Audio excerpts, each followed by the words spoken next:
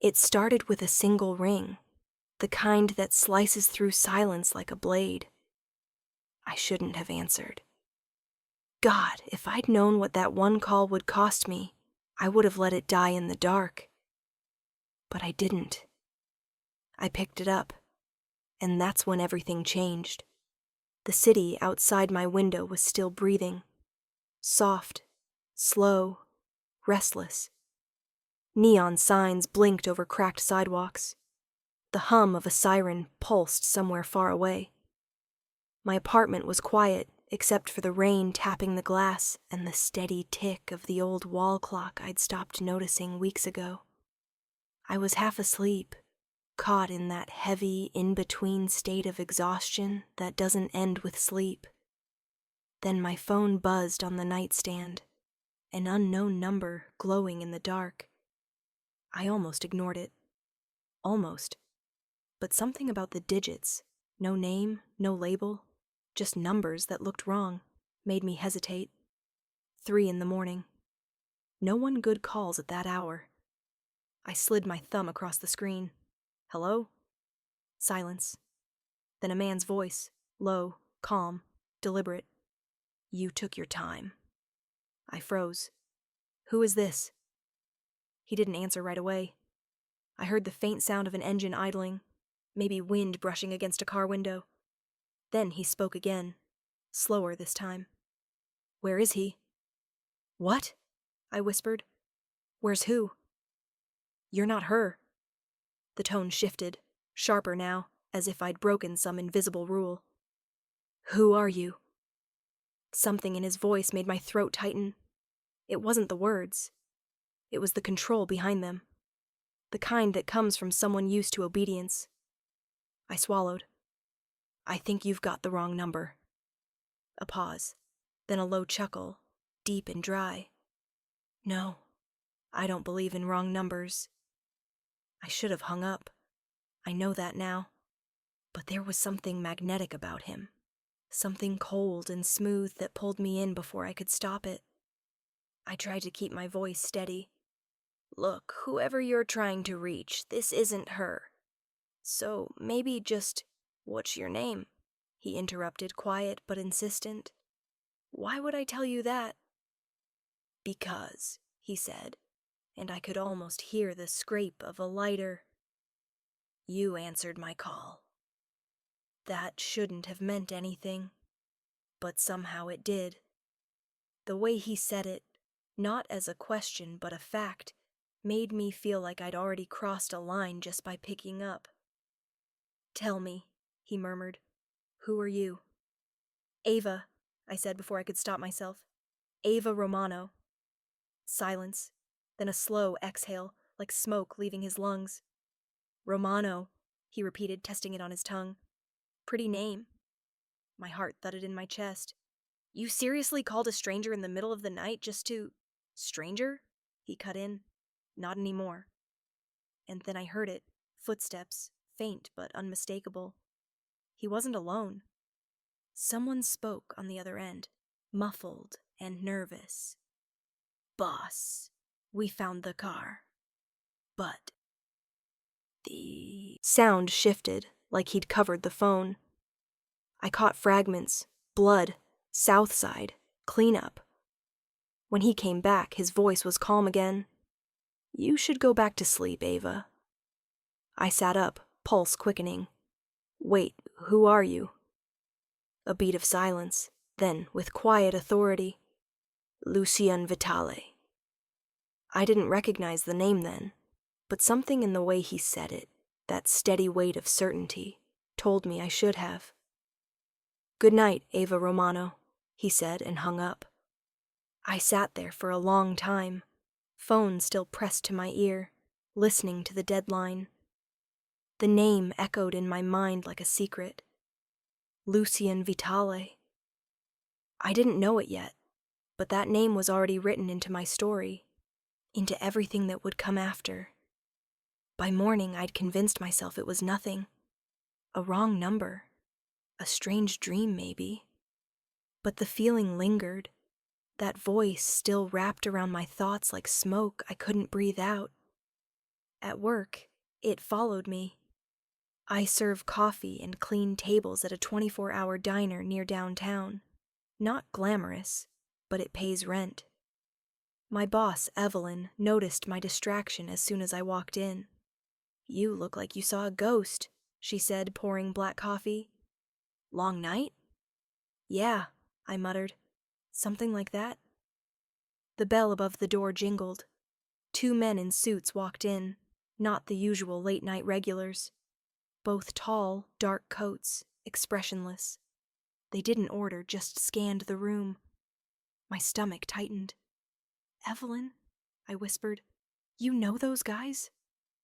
She glanced over her shoulder, frowned. "Never seen them." One of the men caught my eye. He didn't smile, didn't even nod, just stared, like he was waiting for something. I looked away fast, pretending to wipe the counter. When I glanced back, they were gone.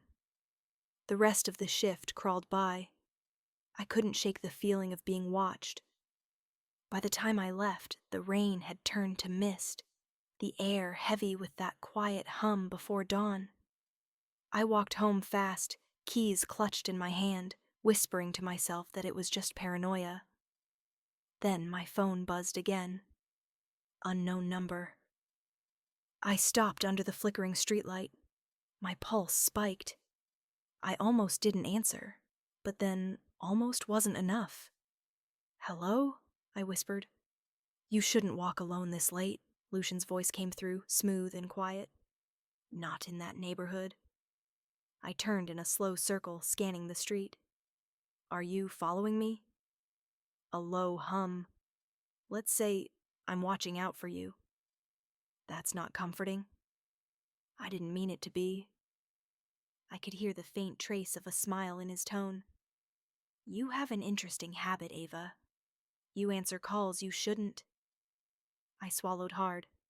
"And you make them." "Touché." He sounded amused, but beneath that, there was something else. Curiosity, maybe even admiration. It unsettled me how much I wanted to hear it again. "Why me?" I asked, softly. "You don't even know who I am." "I know enough," he said. "You didn't hang up." The simplicity of it chilled me. He was right. I hadn't. "Lucian," I said, forcing his name out like it might break the spell. "Whatever you're mixed up in, I don't want any part of it." "Then why are you still on the phone?" I didn't have an answer. Maybe because the city felt too big. Maybe because my life had been a loop of quiet days and lonely nights. And for the first time in forever, someone was paying attention. He must have heard the silence. His tone dropped lower, almost intimate. "Do you live alone?" I hesitated. "Why?" Another pause. "Because if you don't, tell whoever's inside to stop standing by the window." My breath caught. I turned slowly toward my apartment. The blinds on the second floor, my floor, were slightly open. A shadow moved inside. I dropped the phone and ran. The door was unlocked. My heart pounded as I pushed it open, expecting, I don't know, a thief, a stranger, something worse. But the room was empty. Completely. Everything was as I'd left it. Only the window was open, curtains swaying in the cold breeze. I grabbed the phone from the floor, voice trembling. "Lucian, what the hell was that?" "Relax," he said, too calm. "He's gone." What do you mean gone? Who was in my apartment?" "One of mine. He was making sure you got home safe." "Safe?" I snapped. "You sent someone into my home?"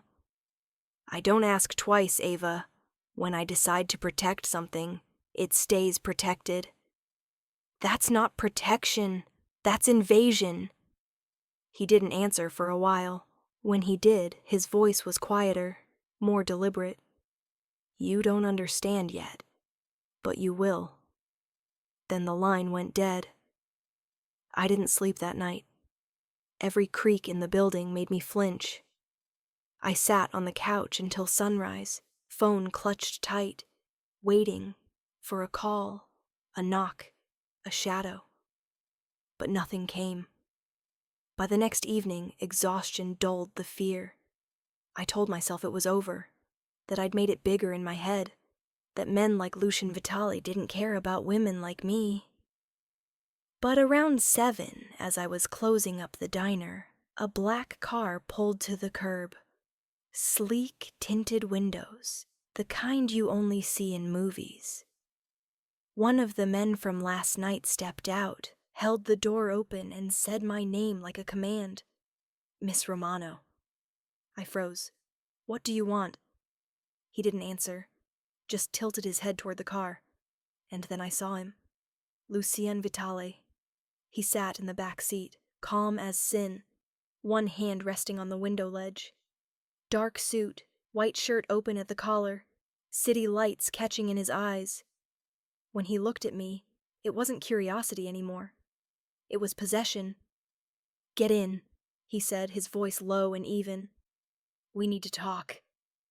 And in that moment between fear and fascination, I realized something. Terrifying. I was going to. The air inside the car felt heavy, like it belonged to someone else. Expensive leather, faint cologne, the soft hum of an engine idling under control. I hesitated before sliding in, the door closing behind me with a final, muted click, the sound of choices sealing shut. Lucian Vitale sat beside me, one arm resting against the back of the seat, the other tracing an idle circle along the rim of his glass. He didn't look at me right away. Just studied the city through tinted glass, eyes flickering with passing lights, red, blue, gold, like he could read the pulse of the world through reflection alone. When he finally turned his head, it was slow, calculated. You came. I wanted to say I hadn't meant to, that I'd been cornered, pushed, scared. But none of that was true. I could have walked away. Could have called the cops, could have ignored every instinct that told me not to step into this car. And yet, I was here. Why did you send someone to my apartment? I asked. My voice came out steadier than I felt. His gaze lingered on me, unreadable. To make sure you were safe. Safe from who? His eyes softened, just barely. From everyone who isn't me. Something in me twisted at that. It wasn't what he said. It was how sure he sounded, as if he'd already made peace with the idea that my safety was his business now. You don't even know me. I know enough, he murmured. You work long nights. You don't sleep much. You keep your curtains open when you shouldn't. You live alone. You lie to your sister about being fine. You hate the silence, so you leave the TV on when you shower. Every word landed like a quiet strike. My skin went cold. How do you... He finally smiled, faint, almost human. I told you, I don't believe in coincidences. I turned toward the window, trying to hide the flush that crept up my neck. Anger, fear, confusion. I couldn't tell anymore. The city blurred past in streaks of neon and shadow. I could see our reflection faintly in the glass. Him, calm and still. Me, coiled and unsure, like prey that hadn't yet decided whether to run or surrender. You said you wanted to talk, I said quietly. So, talk. Lucian leaned back. The night you answered, you interrupted something important. Important, I echoed.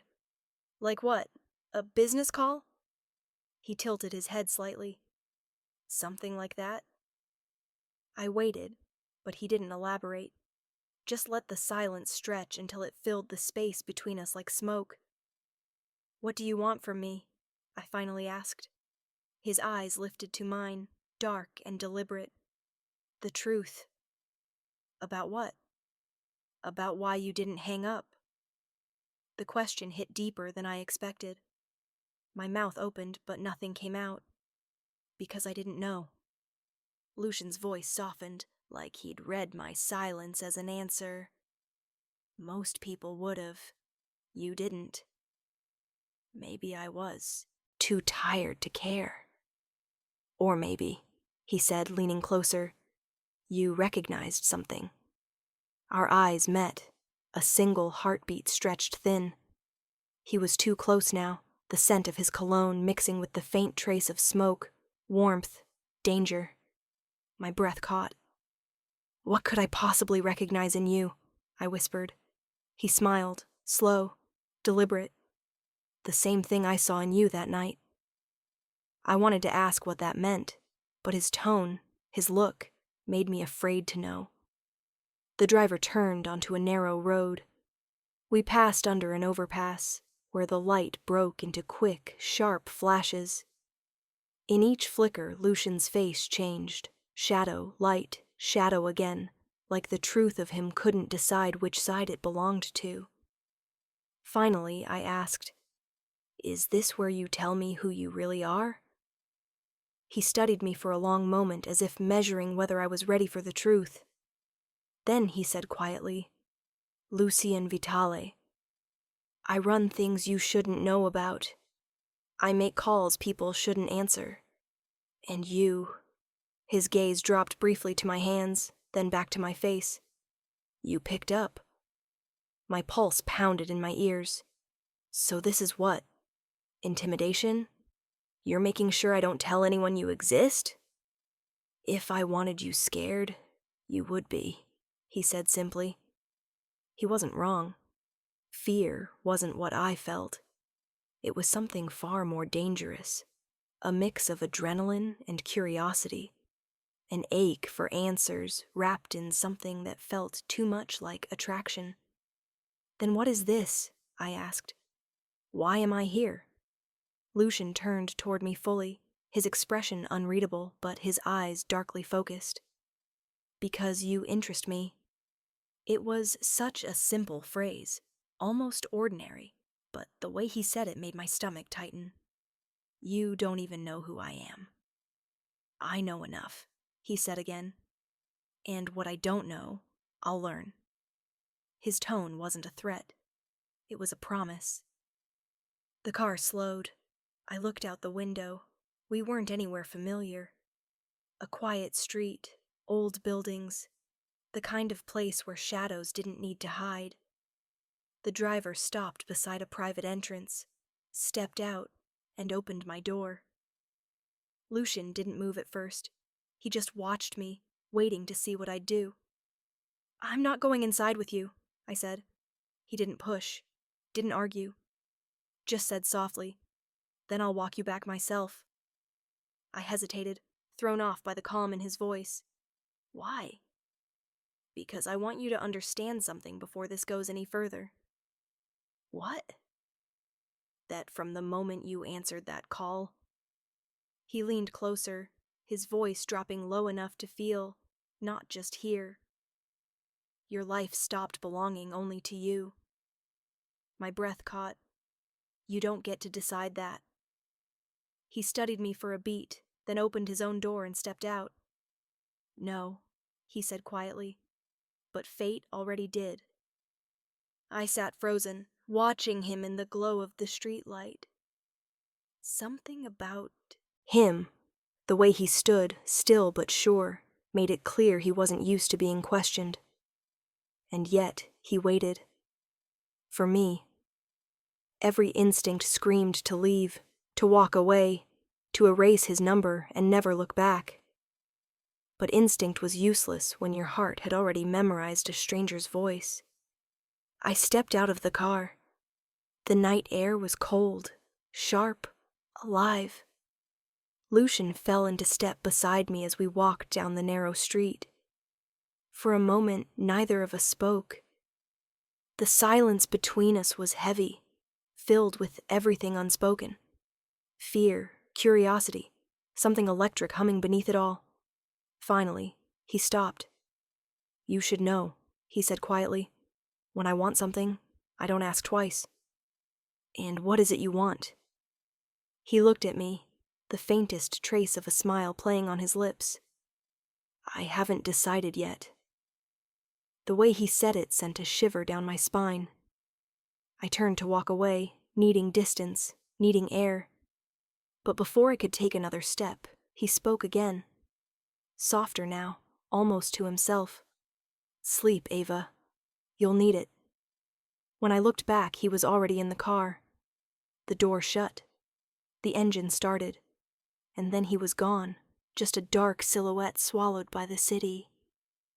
But as I stood there in the quiet aftermath, one truth burned clear through the confusion and adrenaline. I didn't fear him the way I should have, and that terrified me more than anything, because something told me this wasn't the end of his call. It was just the beginning. The city didn't sound the same the next morning. It was quieter somehow, like it knew something I didn't. I kept hearing his voice, that smooth, low command that slipped under my skin and lingered there like static. "From now on, you answer when I call." I told myself it was just adrenaline, just fear. People say that after something shocking, your body remembers it in strange ways. Maybe that's what it was. The way my hands trembled while I tied my hair up, or how my coffee tasted like metal. But deep down, I knew it wasn't only fear. It was something else. Something darker. Magnetic. Something that scared me more than the memory of his eyes. Work was supposed to be my distraction. Numbers, patience, routine. But that day, everything felt wrong. My colleagues' voices came from somewhere far away, muffled through fog. The hospital corridors looked too long, the light too white. And whenever my phone buzzed, my stomach twisted so sharply I almost dropped it. But it wasn't him. Not yet. Hours dragged by. I saw broken people, dying people, people who needed saving. And all I could think about was the man whose life I didn't even mean to touch.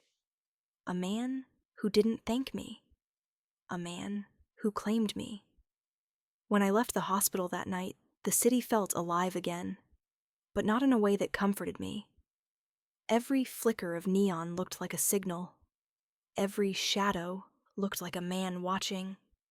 I told myself I was being paranoid. Then I saw the car. Black, sleek, parked across from my building. It wasn't there the night before. At first, I didn't want to believe it was about him. But when I caught a glint of movement through the windshield, a silhouette, broad-shouldered, unmoving, I knew. My heartbeat stuttered, my breath tangled somewhere between fear and something else. I went upstairs fast, locked my door, checked it twice. Then I stood there in the dark, listening to my own pulse in my ears. I didn't know what I wanted more, for him to be there or for him not to be. My phone rang at 11:47 p.m. No name, just the same number. I stared at it for a long time before I picked up. "Ava." His voice was lower this time, calmer, like he already knew I'd answer. "How do you—" "I told you," he said almost gently. "You belong to me now." My breath caught. "You don't even know me." There was silence. Then a quiet laugh, dark and close. "You stopped my bleeding. You touched me. You looked me in the eyes when everyone else ran. That's more than most who claim to know me." "You were shot," I said, my voice sharper than I meant. "Anyone would have helped." "Not anyone." The way he said it, flat, certain, made my throat close. I tried to sound steady. "Is this supposed to scare me?" "No." A pause. "It's supposed to prepare you." "For what?" He didn't answer right away. I heard faint music in the background. Something classical, distant, expensive. Then his voice returned, slower, deliberate.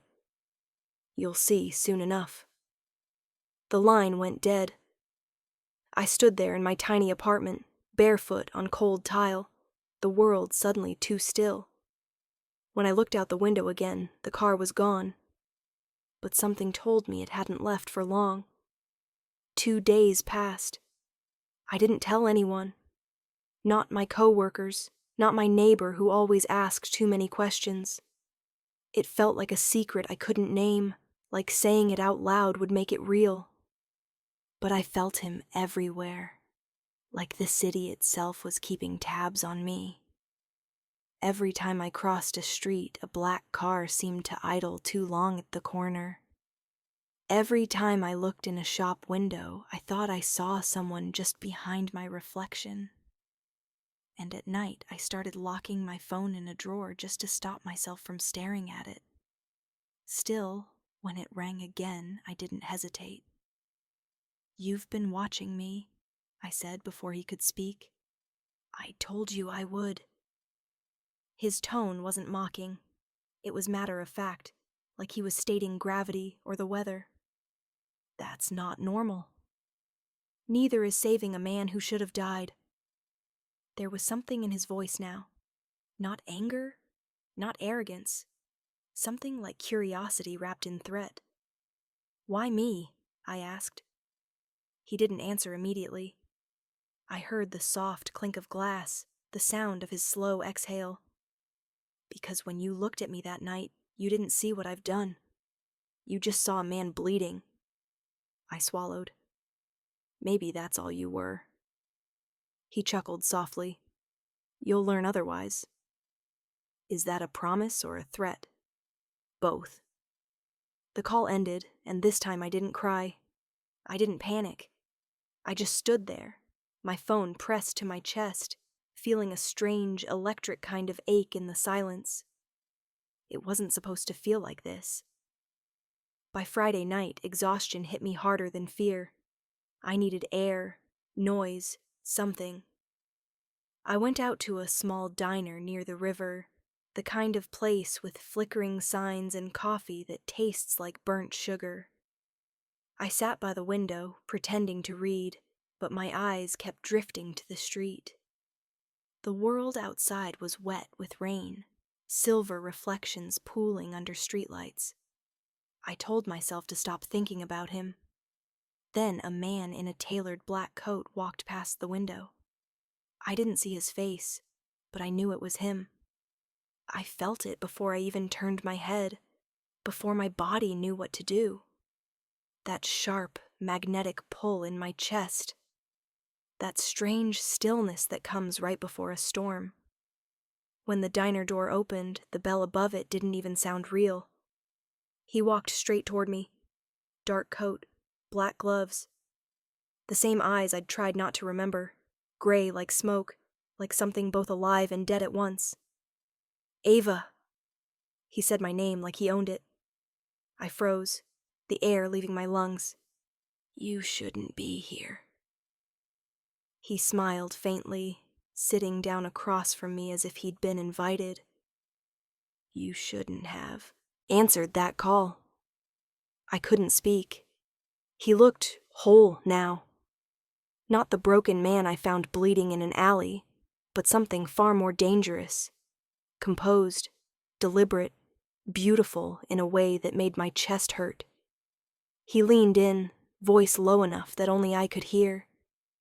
"There are people who would use you to get to me. People who already know your name." I whispered, "What are you saying?" "I'm saying," he murmured, eyes locked on mine, "that whether you like it or not, you're already in this."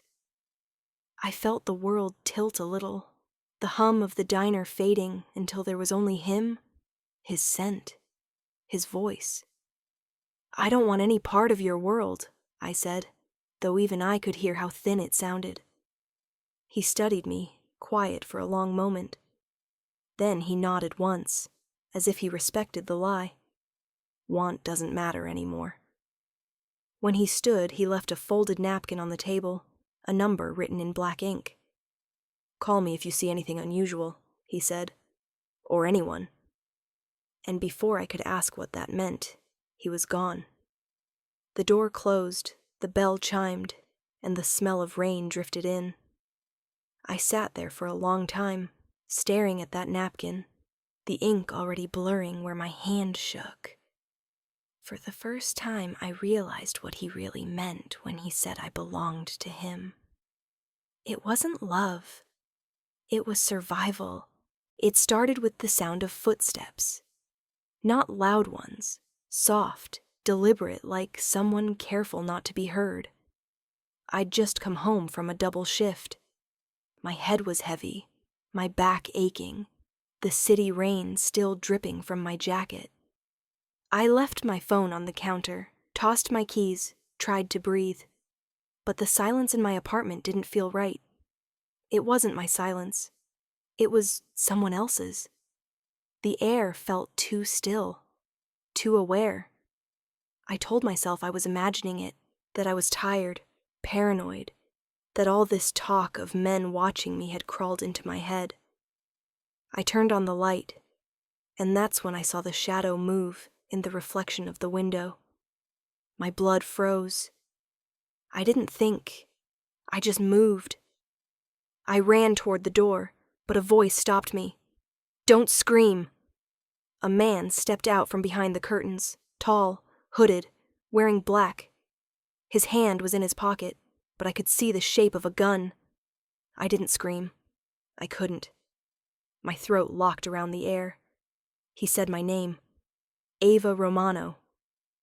The sound of it in his mouth felt wrong, like it didn't belong to him. "Who are you?" I managed to whisper. "Someone looking for Lucian Moretti." His smile was sharp, cruel. "But I guess you'll do." The way he said Lucian's name made something cold sink into my stomach. Whoever this man was, he wasn't just a thief. He was a message. He took a step closer. "You've been keeping interesting company." "I don't know him," I lied. He tilted his head. "That's not what I heard." And then, everything happened too fast. The window shattered. A deafening crack split the air, and the man jerked backward, collapsing against the floor. Gunshot. I dropped to my knees, covering my head as glass rained down. For a moment, all I could hear was ringing. Then, boots. Heavy ones. Fast. Someone grabbed my arm, pulling me up. It was him. Lucian. His hand was cold, but his grip was iron. "Are you hurt?" I shook my head, too shocked to speak. He scanned me quickly, eyes flicking down my arms, my face, the cut on my cheek. Then, without a word, he pulled me against him and half dragged, half led me toward the hallway. Outside, black cars lined the curb. Men with guns, his men, surrounded the building like shadows taking form. Lucian didn't look back. "Get in the car." I did. When the door slammed shut, the noise of the city faded away, replaced by the low hum of the engine and the thunder of my own heart. He sat beside me, coat unbuttoned, gun still in his hand. Blood smeared along the edge of his sleeve. Not his, I hoped. "Who was that?" I whispered. He didn't answer right away. He just looked at me, his eyes dark, unreadable. "A warning." "From who?" "Someone who wants me dead." I stared at him, trying to make sense of it. "Then why involve me?" His jaw tightened. "Because you were already involved the night you answered that call." His tone wasn't cruel, just final, like the truth had been waiting for me to stop pretending. The car turned sharply, city lights streaking past the window. "Where are you taking me?" "Somewhere safe." I almost laughed, bitter, hollow. "Safe? With you?" His eyes flicked toward me, cold but burning underneath. "Safer than anywhere else tonight." I looked out the window. The streets blurred, neon bleeding into shadow. I didn't know if I wanted to cry, scream, or disappear. I'd saved a man once, and now my whole world was cracking open. He leaned forward, spoke quietly to the driver in Italian, then turned back to me. You should have told me you were being watched. I thought it was in my head. It never is, he said. Not in my world. We drove for what felt like hours, though it couldn't have been more than 20 minutes. When we stopped, it was outside a building I'd never seen. Glass and steel and silence. The kind of place that looked like it belonged to someone untouchable. Lucian opened the door, motioned for me to follow. I hesitated, but his gaze held mine, steady, unflinching, and for some reason I did. Inside it was quiet. Too quiet. The walls gleamed, the air faintly smelled of whiskey and smoke. Everything about the place screamed control. He led me through a hallway into a dim room with wide windows and a fire burning low. "Sit," he said. I sat. He poured 2 glasses of something dark and handed me one. My hands were still shaking. "I don't drink," I muttered. "You do tonight." His voice was low, but there was something in it. Not command, not threat. Concern, maybe. Or guilt. I took a sip. It burned. He stood by the window staring out at the skyline. For a while, neither of us spoke. Finally, I said, "You should have stayed gone." He turned his head slightly, eyes glinting in the firelight. "You'd rather I let them take you?" "I'd rather none of this happened. That makes 2 of us." Something in his tone made me look at him differently. He wasn't calm, not really. He was holding it together, but the edges were cracking. His hand clenched around his glass, knuckles white. "Who was that man?" I asked. "Petrov's man," he said quietly. "One of many." "Petrov," he nodded. "He's been trying to take my city for years." "Your city?" I repeated, incredulous. "You talk like you own it." He smiled, not kindly. "I do." The silence that followed was heavy enough to crush me. I set my glass down carefully. "So what happens now?" "You stay here," he said simply. "I can't just disappear." "You don't have a choice." I stood, anger breaking through the fear. "You can't decide that for me." He turned fully then, fast, sharp, the kind of movement that makes you realize just how dangerous a man really is. "I already did," he said. "Because if they find you again, they won't miss. And I don't leave things unfinished." The room went still.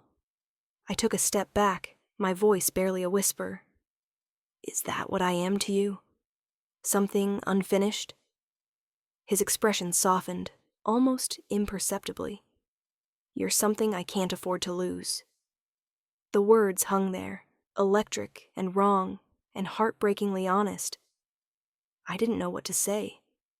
I just stared at him, the man who'd dragged me out of danger, who lived in it like it was air. He stepped closer, slow enough that I could have walked away if I'd wanted to. I didn't. He reached out, brushed a piece of glass from my hair, his touch gentle but deliberate. "You're shaking," he said quietly. "I don't know if it's fear or something else." His voice dropped. "Does it matter?" For a moment, neither of us moved.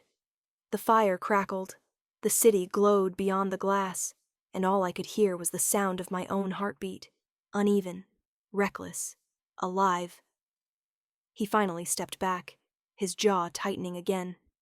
"Get some rest. You'll need it." I wanted to ask for what, but I already knew. Because that night, I realized something terrifying. He wasn't the one chasing me anymore. I was chasing him. I didn't sleep that night. The storm outside had eased, but the one inside me hadn't. I lay in a bed far too soft, staring at a ceiling that didn't belong to me, listening to the muted sounds of a world I didn't understand. Footsteps somewhere above, a door closing, low voices fading into silence.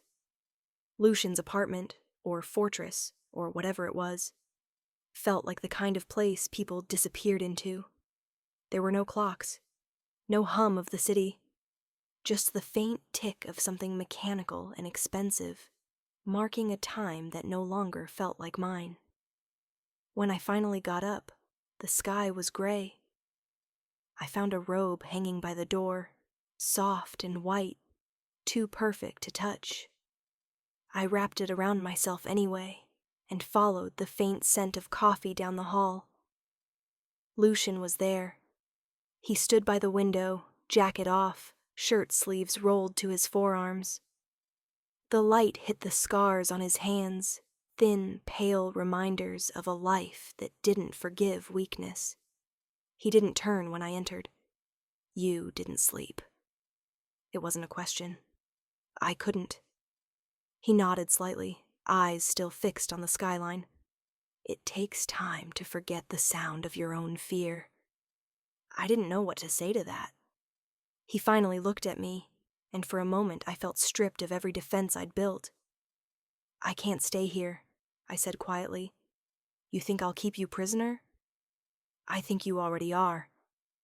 He smiled, slow, unreadable. You could leave? The door isn't locked. Something in his voice told me he knew I wouldn't. And maybe he was right.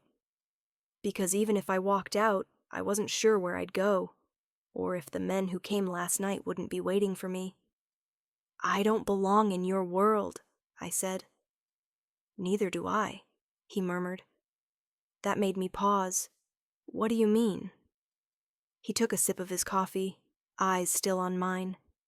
You think I wanted this life? Power isn't something you choose.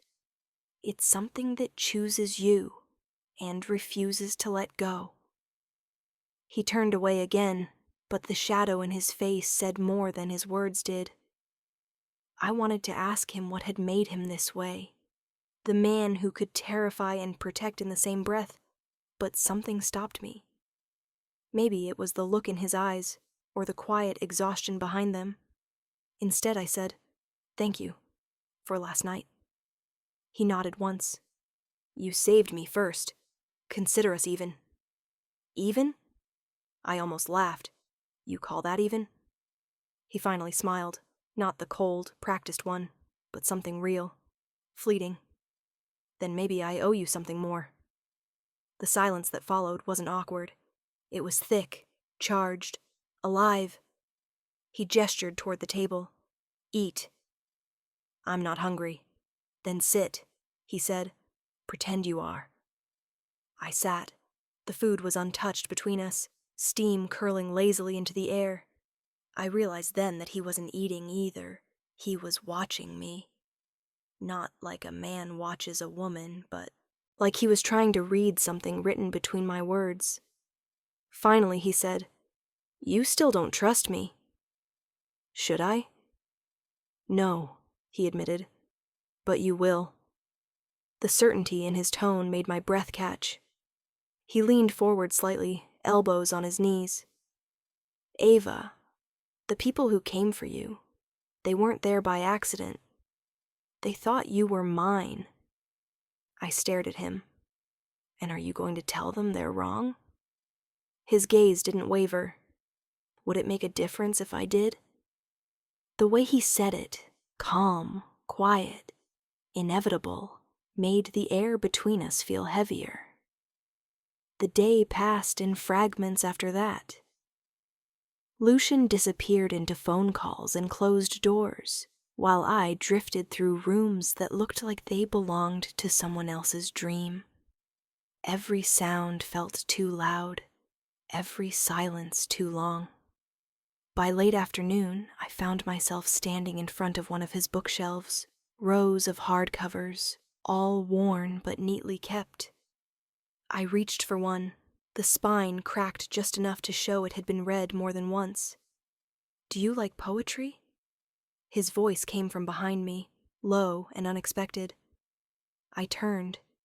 He was leaning in the doorway, jacket back on, expression unreadable. I didn't think you'd be the type, I said. He walked closer, eyes tracing the shelf. There's a difference between liking something and needing it. What do you need it for? To remember that not everything worth feeling has to hurt. Something about that answer made my chest tighten. He stepped closer, close enough that I could feel the quiet warmth of him. He reached past me, his hand brushing my shoulder as he pulled the book free. His voice was barely above a whisper when he read the title, Pablo Neruda. Love poems? I asked softly. War poems, he corrected. But sometimes it's hard to tell the difference. He handed it to me.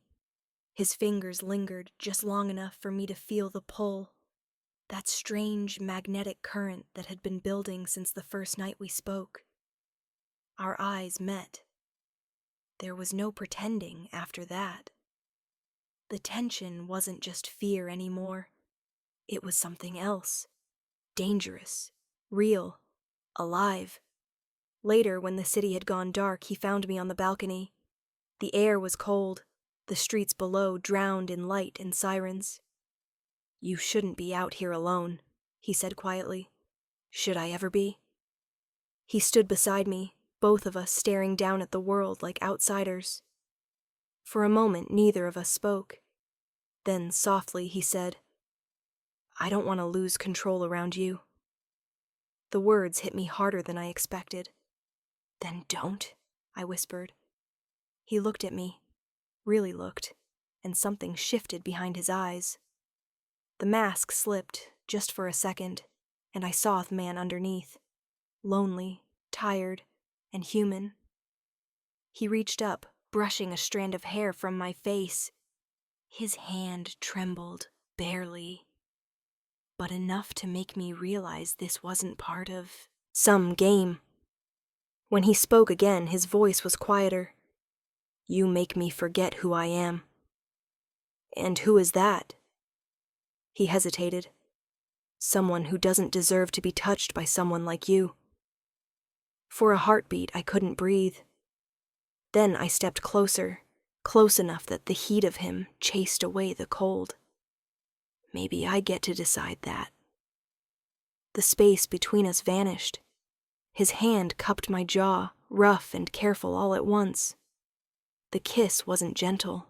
It was restraint-breaking. The kind of kiss that felt inevitable, like we'd been walking toward it since that night in the alley. It didn't last long. It didn't have to. When he pulled away, his breath shuddered. You shouldn't have done that. Then stop me next time. He laughed, low, dangerous, beautiful. There won't be a next time. But I could see the lie flicker behind his eyes. Because we both knew, whatever this was, it wasn't ending here. By the time I opened my eyes, the city had already started moving again. Morning light pressed weakly through the curtains, cutting pale lines across the sheets tangled around me. The other side of the bed was empty. Warm, but empty. Lucian was gone. His absence felt louder than his presence ever did. The silence he left behind wasn't peaceful. It hummed, like something just beneath the surface was waiting to break. I sat up slowly, my mind replaying flashes of the night before.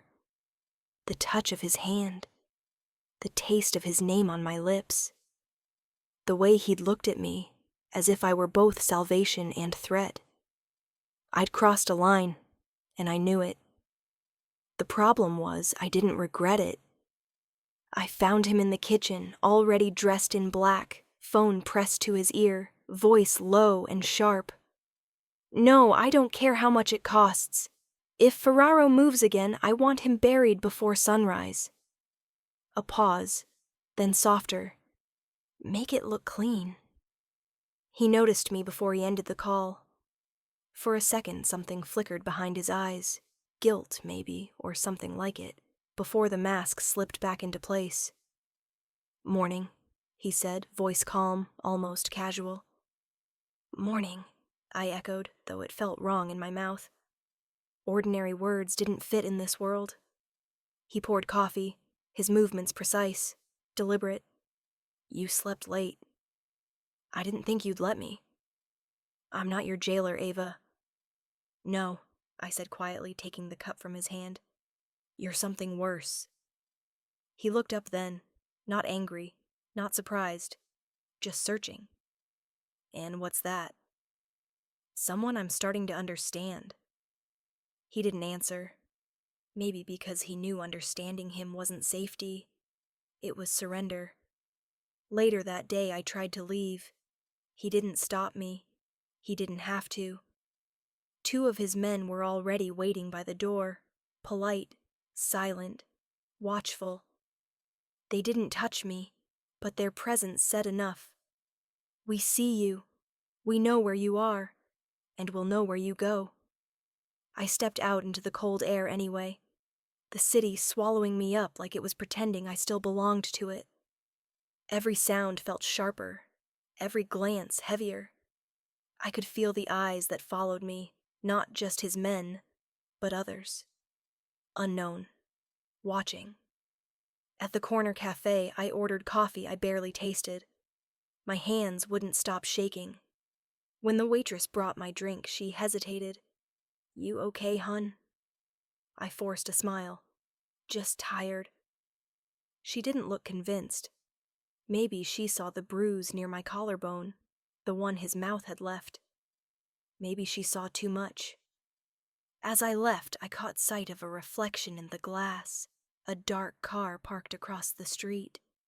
Same one that had been there last night. They weren't pretending anymore. When I got back, Lucian was waiting in the living room, jacket off, sleeves rolled, anger quiet and measured like the calm before an execution. You had 2 shadows on me, I said before he could speak. Was that your idea of trust? He leaned back in his chair.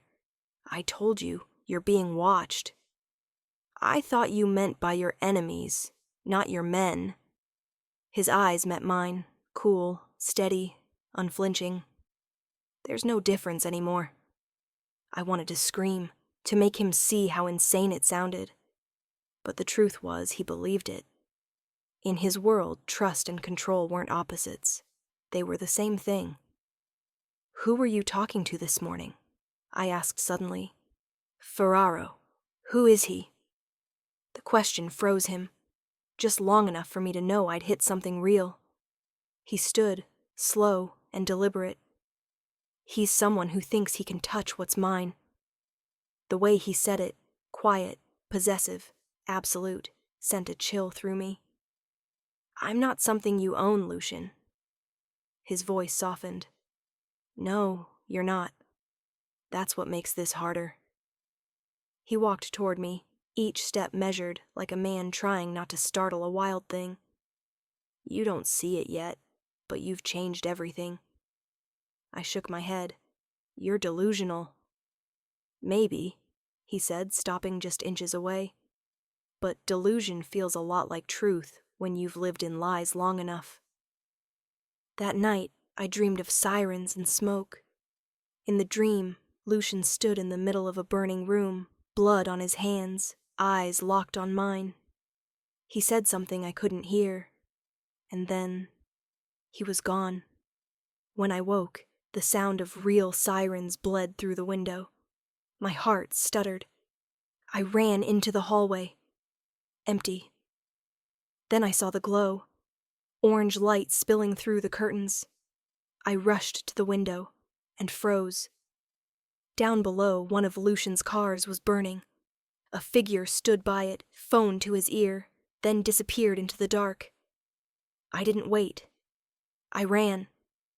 The elevator doors opened into chaos, smoke, shouts, the crack of orders being barked through earpieces. Lucian's men swarmed the lobby. When he saw me, his expression wasn't anger. It was fear. He crossed the distance between us in seconds, gripping my shoulders. What are you doing down here? I told you to stay upstairs.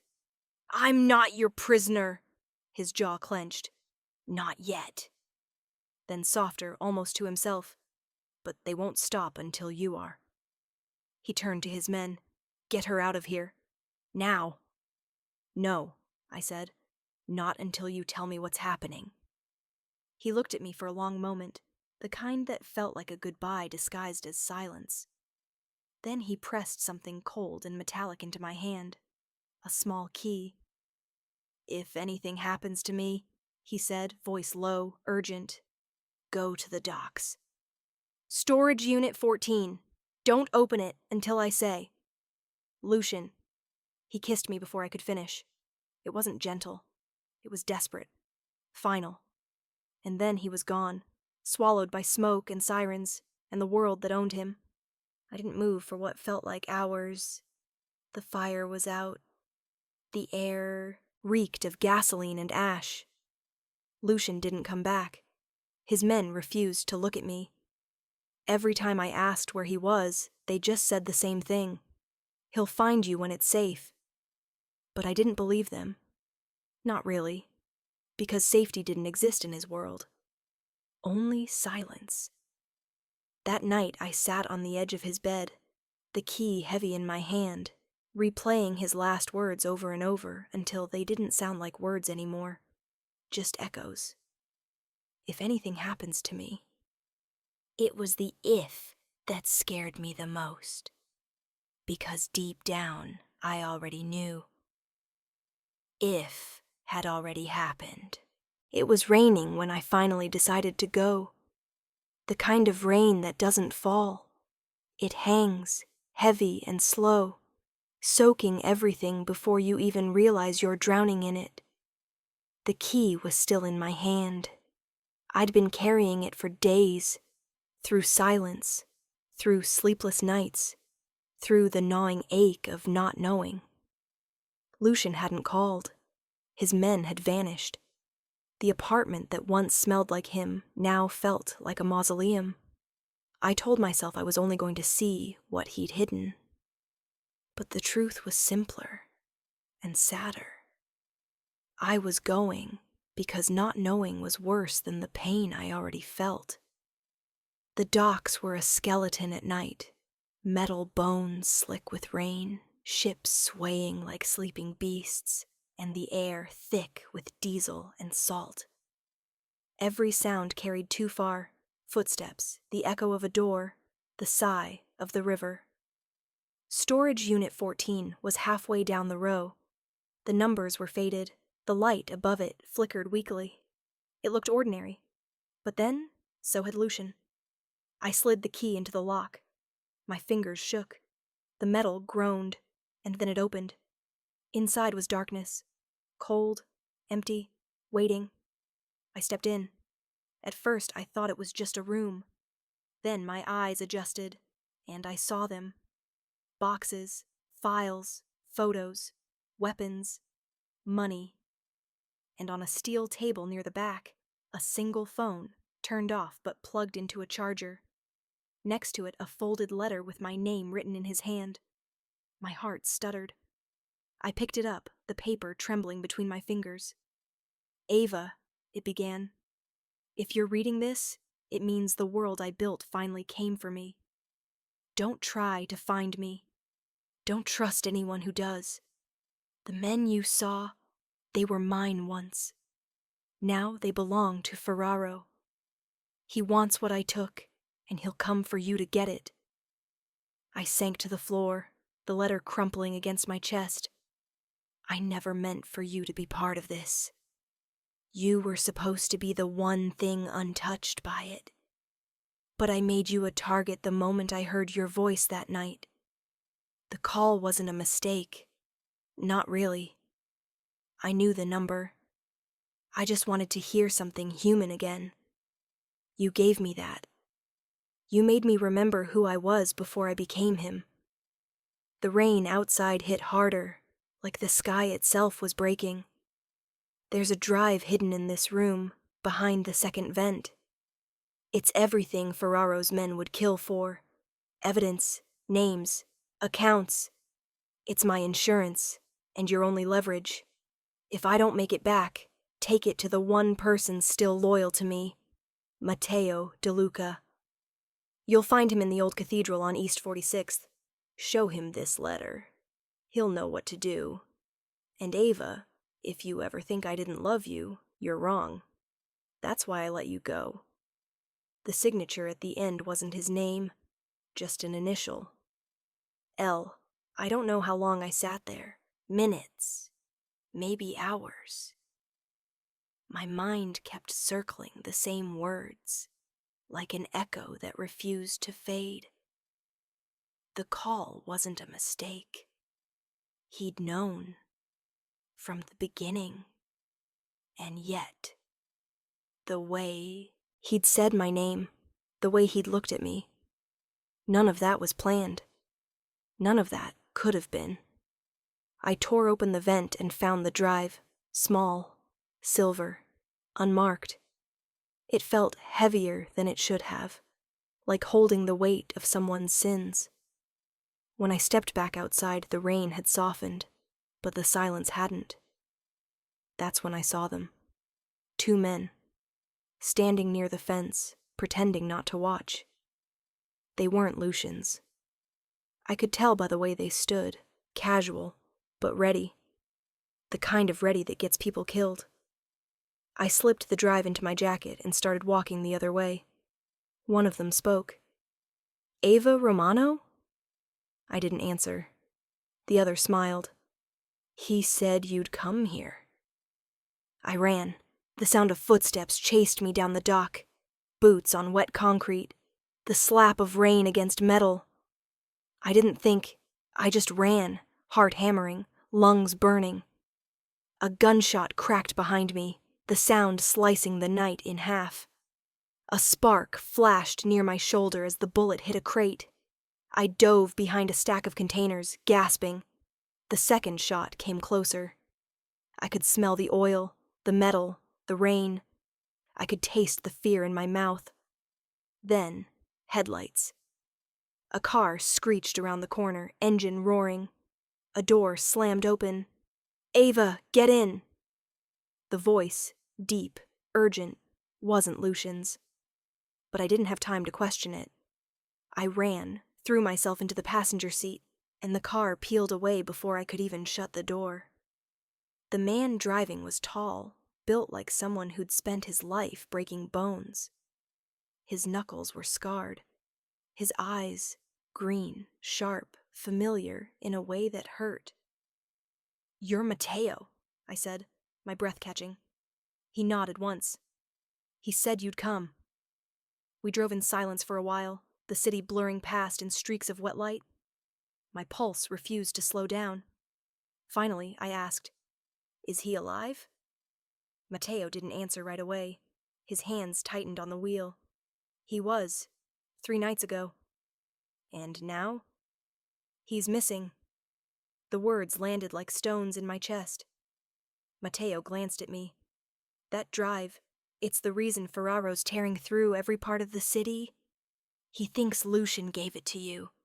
He's right, isn't he? I didn't reply.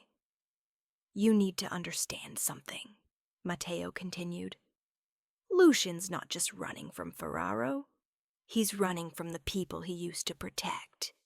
That drive, it's got the names of every politician, cop, and banker who built his empire. If it gets out, the city burns. I stared at the rain-smeared window. Then why give it to me? Because you're the only one he trusts. I almost laughed. He lied to me from the start. Matteo looked over, voice low. Yeah, but not about how he felt. We reached the cathedral just before dawn. The city was half asleep, wet streets glowing under streetlights, air thick with exhaust and rain. Inside the cathedral was hollow and echoing, the kind of place where whispers sounded like prayers. Matteo led me to the altar, then behind it, into a small room lined with old candles and dust. He turned to me. Give me the drive. Something in his tone made me hesitate. Why? So I can end this.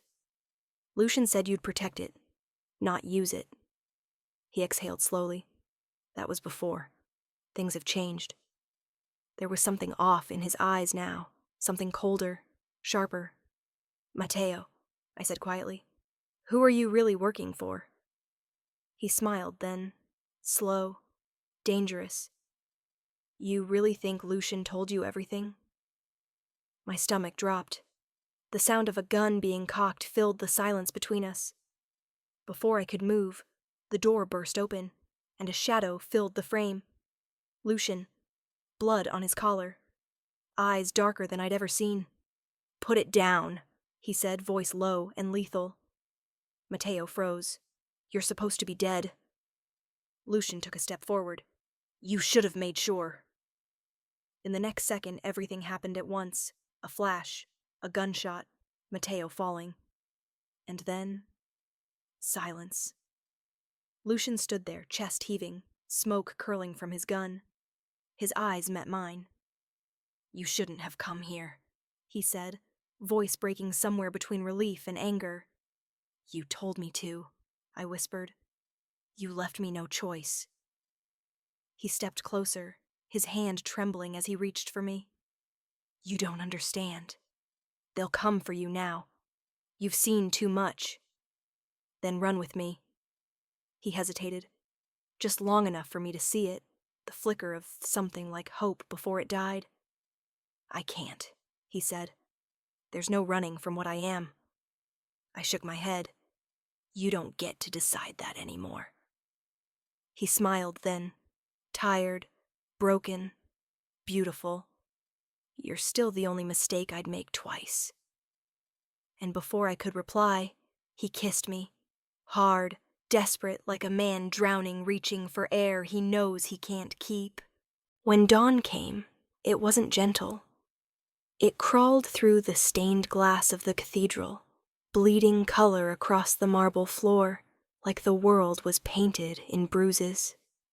Lucian and I stood there, still and silent, surrounded by the ghost of what we'd survived. Matteo's body lay just beyond the altar, the gun still warm in Lucian's hand. He looked at me, and for a moment there was nothing of the man who'd once ruled this city. No power, no armor. Just a man who had finally lost everything except me. "We can't stay here," I whispered. He nodded, slipping the drive from my pocket and closing his fingers around it. "They'll trace him. We need to move before sunrise." We stepped out into the gray light, the streets slick with rain and sirens echoing in the distance. It smelled like smoke and gasoline, like a city waking up to another secret buried in its foundations. He led me to a black sedan parked behind the church. The engine roared to life with a metallic growl that cut through the morning air. As we drove, I kept glancing at him, at the blood drying on his sleeve, the tension in his jaw, the faint tremor in his hand. I wanted to ask 1,000 things. Where we were going. What would happen next? Whether this, us, could ever survive the world that had built him. But the words felt useless. So I just sat there, listening to the rhythm of the rain against the glass. After a while he spoke, softly, almost to himself. "I should have let you walk away that night." "You didn't," I said. "And I didn't either." He gave a hollow laugh. "You think this ends with us walking into the sunset?" "I think," I said quietly, "that maybe not everything has to end in blood." He turned to look at me, and for a second his expression softened, like he wanted to believe it. We reached the outskirts of the city, a stretch of abandoned warehouses where the skyline gave way to silence. Lucian parked the car beside a rusted fence and cut the engine. "This is where it started," he said. "What do you mean?" He looked toward the empty building ahead, its windows shattered, walls covered in faded graffiti. This was Ferraro's first front. Before the suits, before the money, back when I still thought I could control what I was becoming. He opened his door and stepped out, the wind cutting through his coat. I followed, boots sinking into the wet gravel. Inside, the warehouse smelled of rust and rain. Light seeped through the cracks in the ceiling, catching on dust that floated like smoke. He tossed the drive onto a metal table and stared at it like it was the heart of everything he hated. "That," he said, "is the reason my brother's dead. The reason Matteo betrayed me. The reason they'll never stop coming." "Then destroy it," I said. "End it." He shook his head. "You don't understand. This isn't just about me. That drive holds everything, every name, every payment, every order that keeps this city running. If it goes public, half of them will fall, but so will everyone who depends on them. The city will eat itself alive. And if it doesn't, then Ferraro wins. Again." I stepped closer. "So what's the choice?" He turned to me, eyes heavy with something I'd never seen before. "Surrender." "The choice," he said quietly, "is between truth and peace. I've never been good at either." The sound of an engine cut through the air. Tires screeched outside. Lucian's eyes snapped toward the door. "They found us." Within seconds, the quiet was gone, replaced by chaos. Boots hit the ground, car doors slammed, voices shouted orders. Lucian grabbed my hand and pulled me toward the back. "Stay low!" Gunfire erupted, echoing through the warehouse. The walls shook as bullets tore through metal and concrete. We ducked behind a stack of crates, the sound deafening. I could feel my pulse in my throat, my breath coming fast. Lucian leaned out, fired twice. 2 men fell. "Go!" he shouted. We ran, through corridors of rust and shadow, through the ghosts of his past. At the far end, an exit door banged open, and Ferraro stepped in. Older, cleaner, eyes like winter. "Lucian," he said, voice calm, almost amused. "Always did know how to make an exit dramatic." Lucian raised his gun. "This ends now." Ferraro smiled. "You think you can kill me in my own city?" Lucian's jaw tightened. "I built this city." The 2 men stared at each other, years of betrayal condensed into one breath. Then, at the faintest movement, both fired. The echo swallowed everything. When the smoke cleared, Ferraro was on the ground. Lucian was still standing, barely. He stumbled back, clutching his side. Blood. Too much. "Lucian!" I caught him before he fell, my hands slick with his blood, my voice breaking. "Stay with me. Please." He looked up at me, eyes unfocused, lips trembling with something between a smile and a confession. "I told you, you were my weakness." "Then live for it," I whispered. He shook his head, breath faltering. "No, you live because of it." He pressed the drive into my palm, his blood smearing the silver surface. "Run, Ava. Don't let this die with me." "I'm not leaving you." He smiled, that same dangerous, beautiful smile that started it all. "You already did, the night you saved me." And then he went still. The city burned for 3 days. Ferraro's empire collapsed under the weight of truth. Files leaked, accounts frozen, names exposed. The drive Lucian died for tore open every lie that had built this city, and it didn't stop until there was nothing left to hide. I watched from a distance, the chaos, the headlines, the fall. I never saw Lucian's name in any report. He'd erased himself completely, like he'd never existed. Sometimes I still hear his voice in the static of a phone I shouldn't answer, in the echo of footsteps on wet pavement. Sometimes I still wake up thinking I'll see him standing at the window, watching the city like it belonged to him again. Maybe it still does. Because every time it rains, the world smells like that night. Blood, asphalt, smoke, and something softer. Something like him. And I remember his last words, not the ones he said, but the ones he lived by. That love, real love, doesn't save you. It marks you. And once it does, there's no going back. The city is quiet tonight. The lights stretch out below my window, and the river glows like molten glass. Somewhere out there, his story ended. Mine began. But when the phone rings in the dark, sometimes I still answer. Because deep down, I know, fate doesn't call twice. Soft, cinematic outro, Ava's final voiceover. If you liked this story, please comment below to motivate me for the next one. And don't forget to subscribe to Mara's Betrayal for more dark love stories like this.